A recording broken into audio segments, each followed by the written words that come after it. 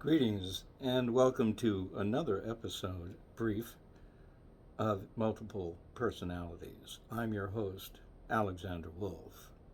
Today I'm really getting ensconced in the idea of the effect of colonialism on the more current version, because I don't believe that although colonialism is not regarded as the way in which things are done at this point in time, it is, however, easily adjacent and even attached, I think, to the new colonialism, which is done by market and done by financial takeovers. They are all across the globe, with European and, of course, American hands absolutely everywhere. And the same thing in colonization, which dehumanizes the local population, is dehumanizing the local populations even now, who are typically the ones who do all the work to get the minerals, the rare earth minerals, to get the oil, to get the actual production of whatever the resources are that the United States is stealing or Europe is stealing and has stolen. And the end result always being, in some sense, war.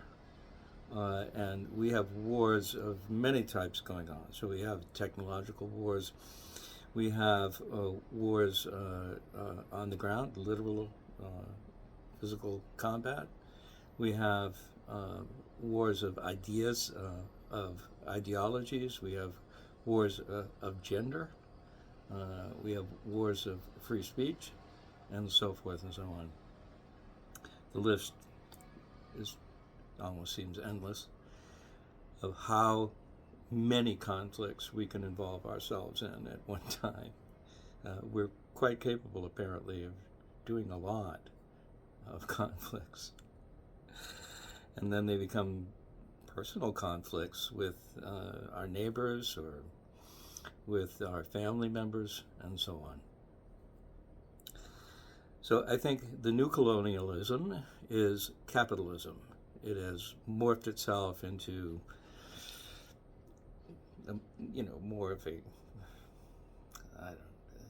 gentler, slightly gentler type language, because that's what it really is. It's just switching the language and controlling the narrative of what this actually is. And so it is horrifying what empire does in these cases, and the United States of America, of course, has become the chief empire from the West, having inherited the Western European empires, and is arguably the worst of them all. But Europe has such a long history of this. It's much, much longer than the history of the United States. So something to think about. Europe has got a lot of things to answer for. And then, by extension, the United States has to answer for the same thing. Because after all, I and my 5 generations of family, now 6 generations of family, are of European extraction for the most part. So we are colonists here. And the natives certainly have been dehumanized, and our slave trade certainly dehumanized and vilified, and created a system of apartheid here in the US of A. And it is a horrifying history, which the present administration is doing their best to erase it as if it's going to go away, because they're burning books and so on. Fahrenheit 451 should teach you a lesson about that. If anybody doesn't know the book, And there are 2 movie versions, I believe. Check it out. Um, Pretty intense.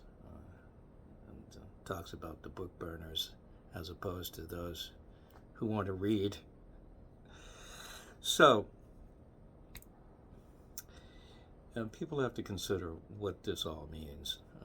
I know it's not easy, it's not fun, but getting to the truth is frequently, if not always, not fun. So I think we have to just keep diving deeper into what's really going on.